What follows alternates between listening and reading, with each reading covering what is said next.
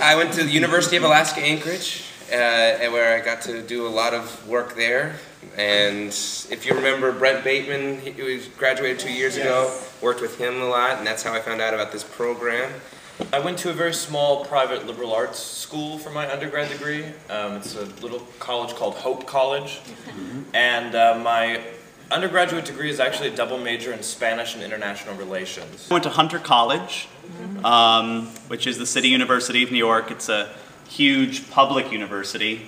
20,000 students pumped in and out of that building every day. And yeah. As I got in the program, I did the United Resident Theater Association auditions, they're called. They're cattle call auditions. You have 20 minutes to kind of do your thing. You have 3 minutes to it for an audition, and then you have a 15-minute interview, and then they kind of make you an offer from that amount of time. Graduate with your equity card here, and they pay you to be here, and it's in Florida, and you go to London, and it's one of the most famous regional theaters in the country. Yeah. So it's all kind of sort of a small world, so some programs are very, very similar. So I kind of went there and I thought, I could do this, but I came here and I realized I'm going to do this. And then there's something really special about this program, which is the donor program. You have tons of university programs, and it's all government funded, and it's all this bureaucratic stuff, and it's money that comes to you, but you have no connection to it. And we have a direct connection with half of you in the room, if not all of you in the room, and you feel it. It's completely different, knowing where and who you're reaching out to, and who's reaching out to you. At the end of my auditioning, I had 13 interviews and then 9 offers to choose from. 9 offers as well. So yeah, there's a lot of options that I had open, and like I said, I had my friend Brent here, who I got to hear the intimate, behind-the-scenes qualities of the program. For me, it was down to a grad school that was basically only classical training, the University of Delaware, and this program. And the University of Delaware has a good reputation, but I decided that this place was more rounded. There's really fun things that you can do to prepare for your role. Yeah. When we were in Europe, she went to Versailles. Yeah. You know, she went and explored the place that they're going to be set in for Las Meninas. It's beautiful. And, I imagine some of them.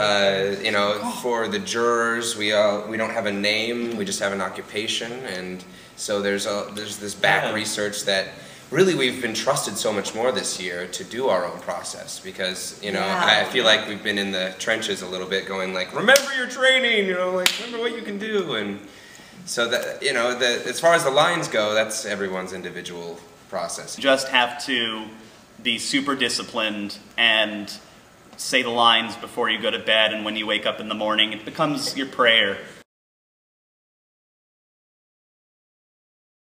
Like, I got to work with 2 Tony Award-winning directors back to back. I just wondered. Like, I'll say that I don't think that there are very many, and I think that we're kind of sort of very blessed to have, and very fortunate to have this opportunity, because there aren't very many. I personally didn't know or realize what repertory was before I came.